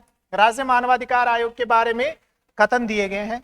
राज्य मानवाधिकार आयोग मानव अधिकार संरक्षण अधिनियम 1993 के अंतर्गत एक स्वशासी, बिल्कुल सही है, स्वायत्त शासी है, बिल्कुल सही है ना, स्वशासी उच्चाधिकार प्राप्त मानव अधिकारों की निगरानी की संस्था है, बिल्कुल सही है, ये ध्यान रख लेना, पहला तो सही है। इसकी स्वायत्तता इसके अध्यक्ष व सदस्यों की नियुक्ति की पद्धति, उनके निश्चित कार्यकाल और वित्तीय स्वायत्तता में निहित है, यह भी बिल्कुल सही है, क्योंकि स्वायत्तता का पता भी तभी चलता है ना, इस प्रक्रिया से ही पता चलता है। एक है ना पारंगत विधिवेता को अध्यक्ष के रूप में नियुक्त किया जा सकता है, गलत हो गया, क्योंकि 2019 का जो संशोधन था उसके बाद में हाईकोर्ट का जो सेवानिवृत्त न्यायाधीश है वो या तो अध्यक्ष हो सकता है, या हाईकोर्ट का जो सेवानिवृत्त न्यायाधीश है वो क्या हो सकता है, इसका अध्यक्ष हो सकता है। तो 3 नंबर क्या हो गया, गलत हो गया। तो 1 और 2 ही जो है ना इसका क्या बना है, सही आंसर बना है। तो जिस भी विद्यार्थी ने इसका सही आंसर दिया है वो बधाई का पात्र है। इस वाले प्रश्न का भी आंसर दे दो, मजा आ जाएगा, है ना। कितना शानदार प्रश्न है। राजस्थान लोक सेवा आयोग के सदस्यों के संबंध में कौन सा कथन सही नहीं है, यह पूछ रहा है। और कथन क्या है, सदस्यों की नियुक्ति राज्यपाल द्वारा की जाती है, सही बात है भाई, सदस्यों की नियुक्ति राज्यपाल ही तो करेगा, है ना। सदस्य अपने पद ग्रहण करने की तारीख से 6 वर्ष की अवधि अथवा 65 वर्ष की आयु प्राप्त कर लेने तक, या इनमें से जो भी पहले हो तक पद धारण करेंगे। यहां गलत हो गया, 6 वर्ष तो सही है, यहां गलत हो गया, 65 वर्ष की आयु नहीं है, 62 वर्ष की आयु तक जो है ना वो अपना पद धारण करेंगे। शायद ये 41वां संविधान संशोधन था जिसके द्वारा जो है ना इसको घटाकर इतना किया गया था। सदस्य अपनी पदावधि की समाप्ति पर उस पद पर पुनर्नियुक्ति का पात्र नहीं है, यह भी सही है। सदस्य अपने पद से राजस्थान के राज्यपाल द्वारा निलंबित किया जा सकता है, बिल्कुल राज्यपाल ही निलंबित कर सकता है ना। बाकी हटाने का जो काम है ना वो कौन करेगा, राष्ट्रपति करेगा। तो निलंबन राज्यपाल कर सकता है, ये सही है। तो कौन सा गलत हो गया इसमें, इसमें जो है ना आपका बी नंबर जो है वो क्या हो गया है, गलत हो गया है। जिस भी विद्यार्थी ने इसका सही आंसर दिया है वो बधाई का पात्र है। देखे बताओ, राजस्थान लोक सेवा आयोग के सदस्यों की संख्या और सेवा शर्तों का निर्धारण कौन करता है रवि? तो अभी तो किए हैं राजस्थान में, है ना। पहले तो क्या थे 1+7 और अब कितने हो गए 1+10, मतलब 11 जो है ना वो सदस्य किए हैं। तो किसने किए हैं? राज्यपाल। किसने किए हैं? राज्यपाल। तो जिसने भी इसका सही आंसर दिया है वो बधाई का पात्र है। अगले वाले प्रश्न की तरफ बढ़ते हैं। ये थोड़ा सा इजी प्रश्न है, फटाफट इसका आंसर दे दो। निम्नलिखित में से कौन राजस्थान विधानसभा की पहली महिला सदस्य? तो इसका डायरेक्ट आंसर कौन सा है? यशोदा देवी। कौन सी थी? यशोदा देवी इज द राइट आंसर। ठीक है, अगले प्रश्न की तरफ मूव कर रहा हूं। यह है काम का प्रश्न। इस प्रश्न का आंसर दो, मजा आ जाएगा। प्रश्न क्या कह रहा है, ध्यान से पढ़ो। राज्य के विधानमंडल के विशेषाधिकार संघ की संसद के विशेषाधिकार के समान होते हैं। क्या ये लाइन सही है? कह रहा है कि राजस्थान की विधानसभा के जो विशेषाधिकार हैं वो संसद के विशेषाधिकारों के समान ही होंगे क्या? बिल्कुल ये सही है कथन, ध्यान रखना, है ना। विधानमंडल के प्रत्येक सदन को विशेषाधिकार के भंग के लिए या अवमानना के लिए दंड देने की शक्ति है। बिल्कुल है, दोनों ही कथन आपके क्या है? सही है। अगर विधानसभा कि आप अवमानना करते हो या विधानसभा का कहना नहीं मानते हो तो भैया आपके खिलाफ कार्यवाही हो सकती है। 1 और 2 दोनों ही क्या है? सही है। कौन सा विकल्प है? 6 नंबर जो है ना इसका क्या है? राइट विकल्प है ना। बड़ा ही शानदार प्रश्न था।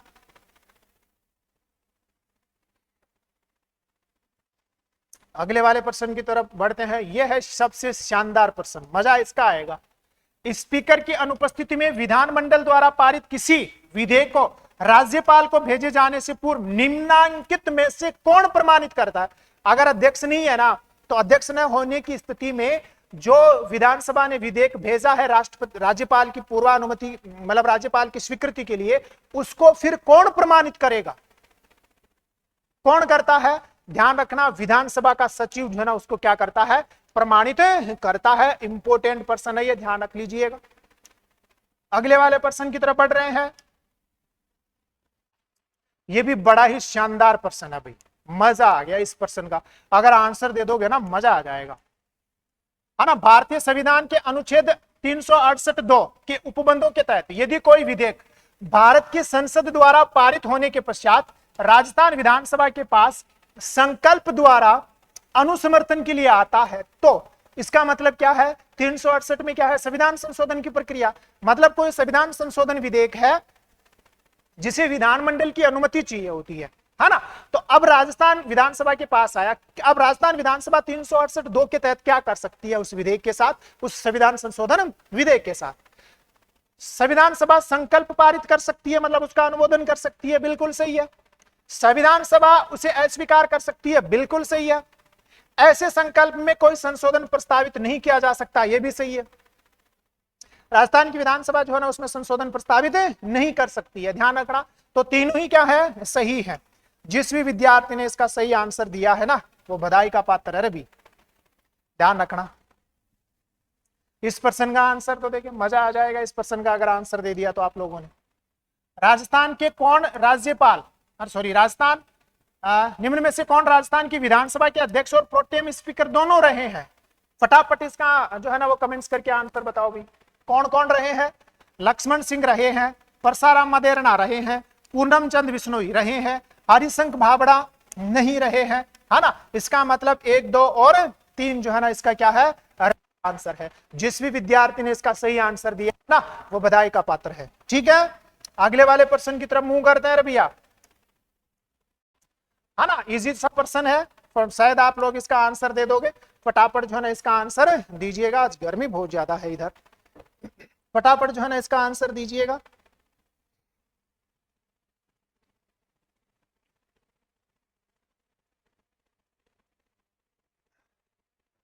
कौन सा क्या कह रहा है? 11वीं जनगणना के अनुसार राजस्थान में, है ना, ग्रामीण और शहरी लिंगानुपात पूछ रहा है क्रमशः कौन से में है ज्यादा। तो भैया ग्रामीण और शहरी लिंगानुपात कहाँ है? बांसवाड़ा और नागौर। बिल्कुल सही है, बांसवाड़ा और नागौर। तो जिसने भी पहला आंसर दिया है वो क्या है, बधाई का पात्र है भैया। अगला, ये है काम का प्रश्न, तो है ना, इस प्रश्न का आंसर तो देखिए, कौन सा कथन इसमें सही नहीं है, ये पूछ रहा है। 2011 में झुंझुनू जिले में सर्वाधिक पुरुष साक्षरता दर थी, तो झुंझुनू में तो है पुरुष साक्षरता दर सबसे ज्यादा, ये तो सही है। 2011 में जयपुर जिले में सर्वाधिक साक्षरता दर थी, जयपुर में थोड़ी थी, ऑल ओवर साक्षरता तो कोटा में थी ना, तो ये तो गलत हो गया। 2011 में प्रतापगढ़ जिले में सबसे कम पुरुष साक्षरता, बिल्कुल सही है, प्रतापगढ़ में ही तो थी, बिल्कुल सही है। बाकी तो जालौर बांसवाड़ा है सामान्य में, तो प्रतापगढ़, ये तो सही है। मतलब क्या पूछा है इसने, कौन सा कथन सही नहीं है, इसका मतलब केवल दो, इसका मतलब कौन है, केवल दो जो है ना क्या नहीं है, सही नहीं है, ठीक है ना। अगला, ये इजी प्रश्न है, पर्यटन का प्रश्न है लेकिन इजी प्रश्न है। माउंट आबू और रणकपुर जो है ना, ये हैंग हो गया कि भैया, हैंग मत हुए, कौन है भैया, पता नहीं अब कहां गया वो, आ गया, कौन सा है, माउंट आबू रणकपुर किस पर्यटन परिपथ में आते हैं, तो माउंट आबू कहां है, सिरोही में और पाली में, रणकपुर तो मतलब सिरोही, पाली और जो जालोर वाला जो हिस्सा है ये तो गोडवाड़ का हो गया, कौन से वाले का हो गया, Godwar is the right answer. तो जिस भी विद्यार्थी ने इसका आंसर दिया है वो बधाई का पात्र है भैया, है ना। अगला जो प्रश्न है उसकी तरफ मूव कर रहे हैं, ये भी इजी प्रश्न है लेकिन मैंने ये दिए हैं जानबूझकर, है ना, क्योंकि यहां से भी प्रश्न बन रहे हैं। अभी रेसेंट जो एग्जाम है, महोत्सव है और स्थान है, मारवाड़ महोत्सव जोधपुर से ही है, थार महोत्सव बीकानेर, ये गलत हो गया, थार महोत्सव जो है ना वो आपका कहाँ है, बाड़मेर में, तो यही इसका क्या है, राइट आंसर है। बाकी मरु महोत्सव जैसलमेर सही है, हाथी महोत्सव जयपुर सही है, तो कौन सा आंसर आया, बे नंबर जो है ना इसका आया है, राइट आंसर आया है, ठीक है ना। अगले वाले प्रश्न की तरफ आ जाओ, यह है काम का प्रश्न, तो है ना, यह है काम का प्रश्न, इसका आंसर दो देंगे। राजस्थान में अक्षय ऊर्जा के क्षेत्र में 3 लाख करोड़ रुपए के निवेश के लिए राजस्थान सरकार और किस देश के मध्य 22 अक्टूबर 2024 को एमओयू जो है ना वो हस्ताक्षर किए गए, फटाफट कमेंट्स करके बताओ, है ना। ऊर्जा के क्षेत्र में हुए हैं 3 लाख करोड़ रुपए के निवेश के लिए, कौन से देश के साथ एमओयू हुआ है, तो ध्यान रख लेना कौन से देश के साथ हुआ है, यूएई के साथ हुआ है, किसके साथ हुआ है, यूएई के साथ जो है ना ये सब कुछ हुआ है, ठीक है। अगले वाले प्रश्न की तरफ बढ़ रहा हूं, अगला वाला प्रश्न देख लो, यहां लिखा हुआ भी है, यहां लिखा हुआ भी है, देख लो यहां से, है ना। राज्य विद्युत उत्पादन निगम लिमिटेड तथा केंद्र सरकार, अच्छा ये तो दूसरा है और ये भी बड़ा महत्वपूर्ण है, केंद्र सरकार और तेलंगाना सरकार के उपक्रम सिंगरेनी, है ना, सिंगरेनी कोलियरीज कंपनी लिमिटेड के बीच, ये इंपोर्टेंट है भैया, 4 मार्च 2025 को विद्युत उत्पादन एवं वितरण के लिए एमओयू किया गया। इसके तहत 1600 मेगावाट क्षमता का थर्मल जो इकाइयां हैं वो तेलंगाना में स्थापित की जाएंगी और 800 मेगावाट जो बिजली है वो तेलंगाना और किसको मिलेगी, राजस्थान को मिलेगी। इंपोर्टेंट है, ध्यान रख लेना, ये कन्फर्म याद कर लेना, कन्फर्म क्या कर लेना, इसको याद कर ही लेना। अगले वाले प्रश्न की तरफ बढ़ते हैं भैया, अगला वाला जो प्रश्न है उसकी तरफ बढ़ते हैं, है ना। ये प्रश्न है, इस प्रश्न का आंसर दो तो माना, इस प्रश्न का आंसर दो। पंचगौरव में जो है ना वो सीकर के कौन कौन से जो है ना वो पंचगौरव,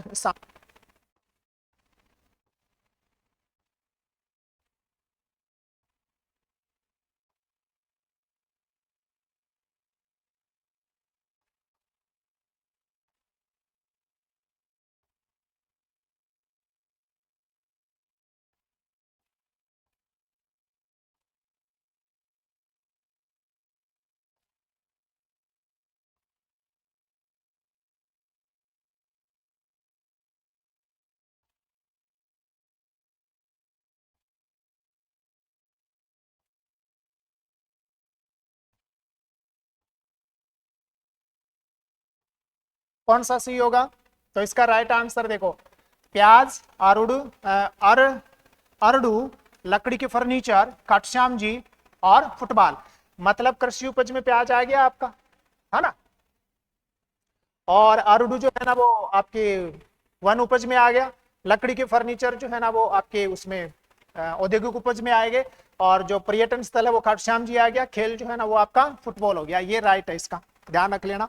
जिसने भी इसका सही आंसर दिया है ना वो बधाई का पात्र है भैया, ऐसा प्रश्न बनेगा, है ना।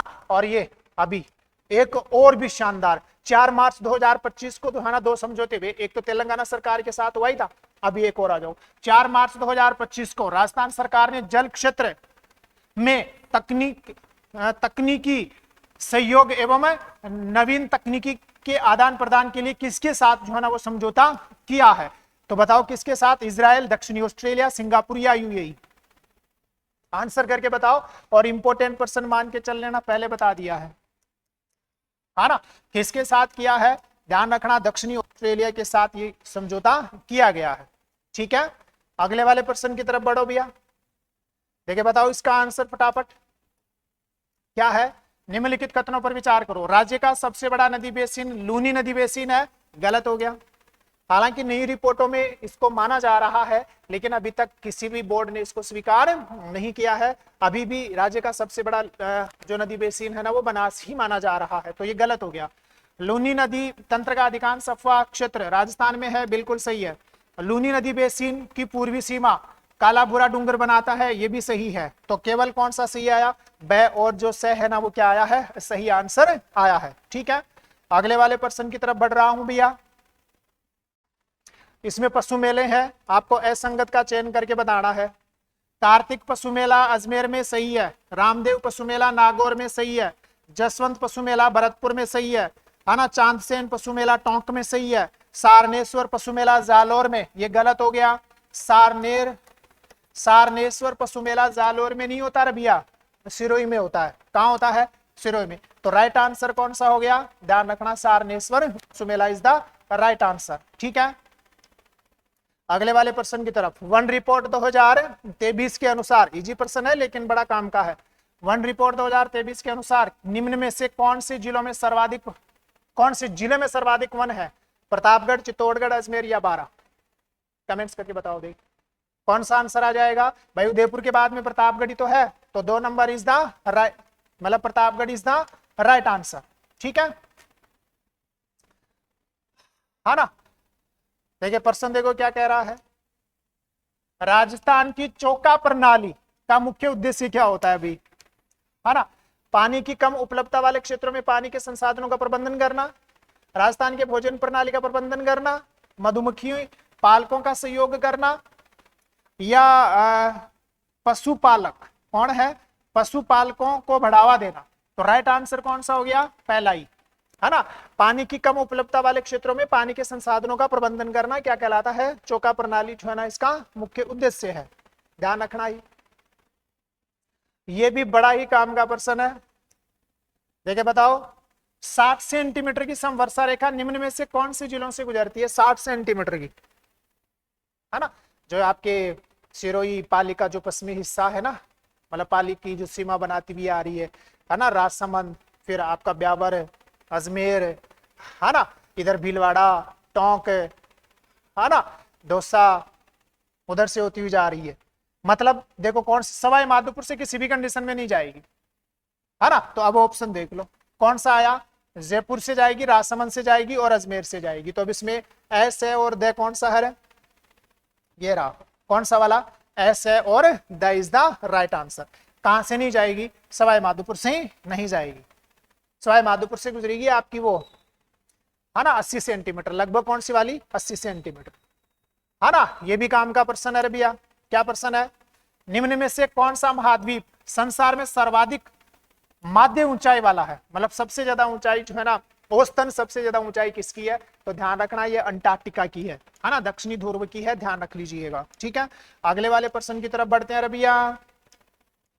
अगला प्रश्न, गोलान हाइट्स कौन है? गोलान हाइट्स, ठीक है, गोलान हाइट्स के बारे में प्रश्न है। गोलान हाइट्स के नाम से जाने जाने वाला क्षेत्र निम्नलिखित में से किससे, है ना, निम्नलिखित में से किससे संबंधित घटनाओं के संदर्भ में यदा कदा समाचारों में आता है ना, मतलब घटनाओं से संबंधित। कहाँ है ये? ये है आपका जो सीरिया है ना, उस सीरिया और जो इजराइल की सीमा वाला इलाका है वहां है। मतलब आप ऐसे बोल सकते हो मध्य एशिया में तो नहीं है ना, मध्य पूर्व में है, बिल्कुल मिडिल ईस्ट में है। जो पश्चिमी एशिया है ना वहां है, दक्षिणी पूर्वी एशिया में भी नहीं है, मध्य अफ्रीका में भी नहीं है ना। जो सीरिया वाला हिस्सा है ना, सीरिया वाला जो हिस्सा है, इजराइल और सीरिया वाला जो हिस्सा है, वहां आता है कौन, ये गोलान हाइट्स। बहुत ही महत्वपूर्ण है, ध्यान रखना, है ना, बहुत ही महत्वपूर्ण है ये, है ना। निम्न कारणों में से किस एक में रुधिर वर्षा होती है, मतलब कहाँ होती है, तो ये तो सबको पता है भैया, इटली में होती है ना। जो आपकी सिरोका जो पवने है ना, इससे सारा मरुस्थल से भूमध्य सागर को पार करती हुई आल्प्स पर्वत से टकराती है, तो वहां होती है रुधिर वर्षा, लाल वर्षा। ठीक है ना भैया। चलो, आज का जो पेपर सॉल्यूशन है ना वो आपका क्या है, कंप्लीट है।